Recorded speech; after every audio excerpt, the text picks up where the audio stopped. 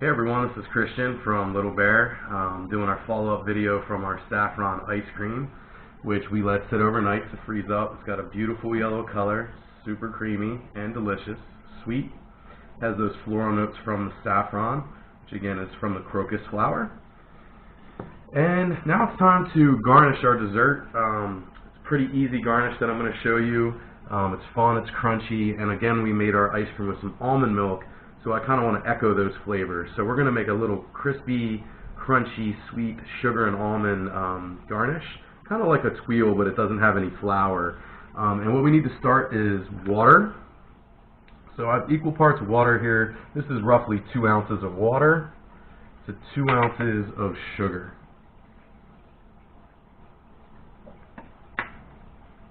And you just want to dissolve your sugar, all the grains, kind of see them disappear into the water, because we're going to put this on the stove. And if any of the sugar kind of remains in a granulated form, it can crystallize on the side of your pot and cause all the sugar to kind of get grainy, and you won't get a nice clean tweel later. So we're looking pretty good there. It's pretty much completely broken down. And I'm going to put that on high heat behind me. Copper pots are great, especially for sugar work, because they have a very even cooking surface versus some other steel or stainless steel. It is even, but not as even as copper. Cast iron is also very even for cooking and great for sugar work. So next up, we're going to use a silk pat, which is a non-stick mat.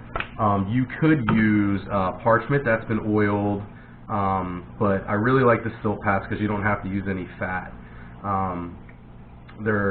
You can purchase them at any cooking shop or even cooking outlet or online. They sell them on Amazon, and they're really handy for cookies, really a ton of things.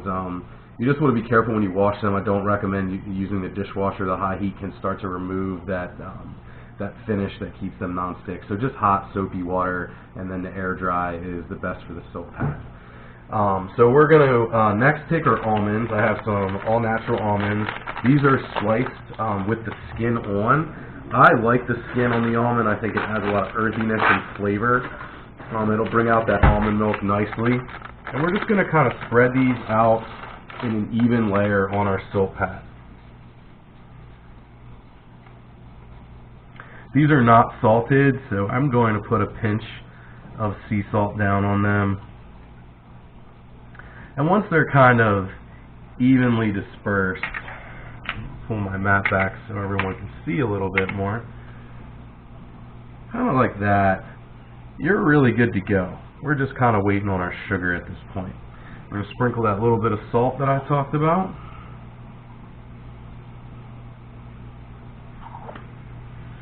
And you could add other things to the almond tweel at this point. You could add some lavender leaves, white chocolate, chocolate if you really wanted to. You can make these with melted chocolate instead of sugar as well. It works really, really nicely.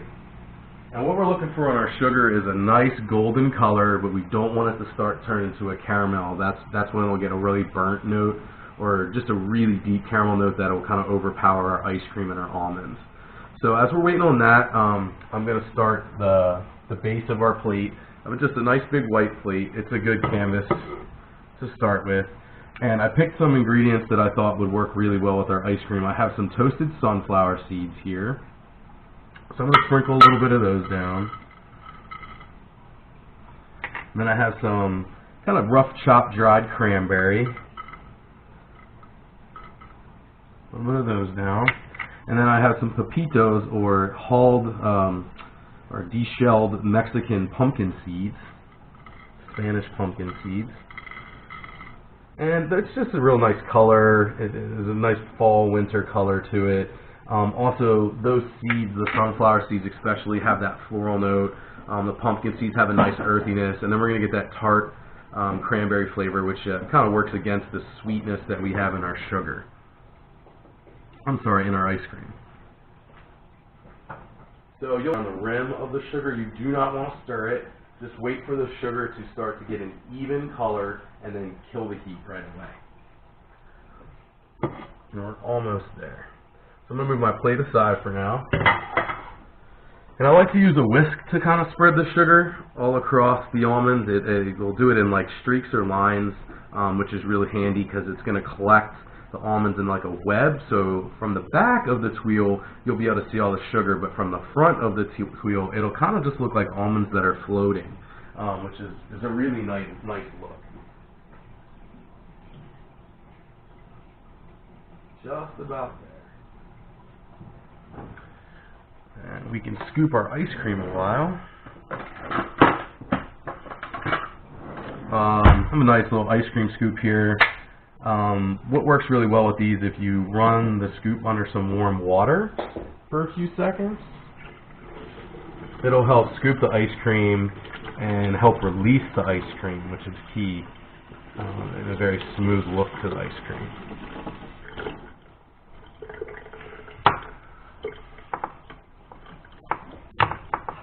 You could also do a quenelle, which is like a football shape. That would be really nice. So there's our ice cream. That's going to go right on top our little wreath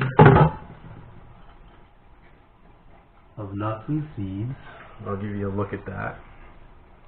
I have too much ice cream. I'm going to have to eat it all, or have friends over. So it's kind of a start of the look to it. Really clean. This is a very simple recipe, but very beautiful.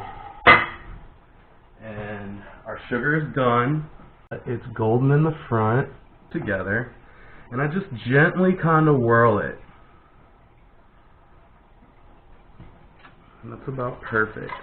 And now I'm going to go ahead and collect some of the sugar. Now when it's very hot, it's going to be a little harder, you know, to get it in the streaks with the whisk.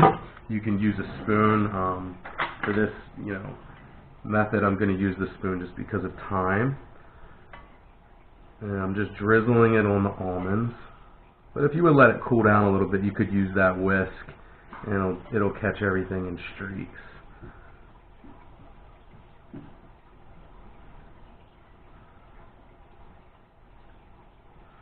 And it starts to pour like honey. That's what you're looking for. This stuff, when it cools down, is like a rock. So you want to work with it rather quickly.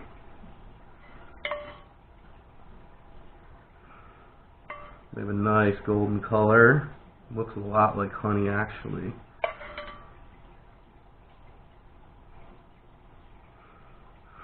And it doesn't take very long to dry, but you want to be careful when you're handling hot sugar. Sugar burns are very painful. At first they stick to you, and then you have to kind of pull the sugar off. So just take your time, you know, do it right. And the silk pat helps for cleaning up later. Immediately after I'm done working with the sugar in the pot I'm working with, I left my flame on back there. I'm going to add some hot water to the pot and just let it simmer for a little bit. It's going to help me clean the sugar out of that pot later and off that spoon.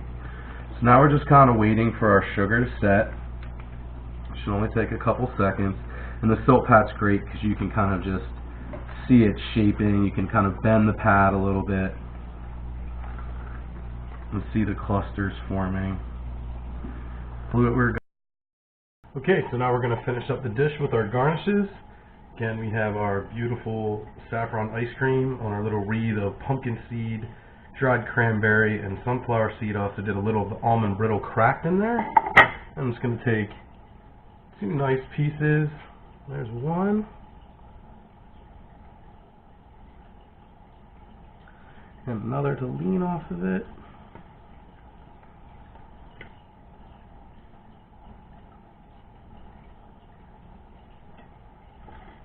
And that's going to be our dish. Saffron ice cream with almond brittle, little dried fruit, and some seeds. I hope you enjoyed making it with us. This is Christian from Little Bear. Stay tuned for our next recipe and look for us at Farmstead Farmers Market. Take care. I'm going to try this.